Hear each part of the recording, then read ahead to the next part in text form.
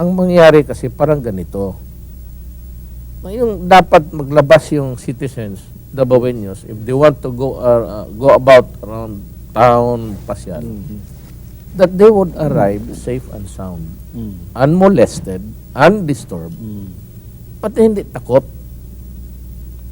Dapat ang matakot dito yung mga kriminal. Kasi lalo na pag alam na namin, alam mo pagka it starts with the record dyan sa barangay. I mean, information is easy to get access and even buying it. Kala siguro itong mga snatcher na ito matigo, matanda o bata, na hindi ko alam. But that's why I said we have a big budget sa Pisanol kasi nagbibili talaga ako ng impormasyon. Ngayon pagka may tinamaan dito, magtanong-tanong yung pulis, malaman ako sa citizen. Ngayon, dapat kang matakot kasi ang kriminal ang dapat matakot, maglabas-labas ng bahay. Dapat kayong mga kriminal, magkulong lang kayo sa bahay.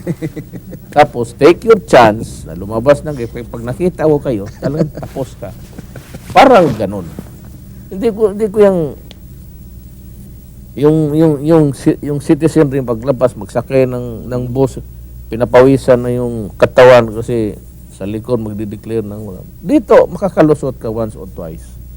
Pero be very careful to be seen in public. Kayong mga kriminal. Kasi pag nakita ko kayo, tapos nalaman ko nga ikaw nga, talagang tapos ka. Tapusin ko yung gawain mong masama.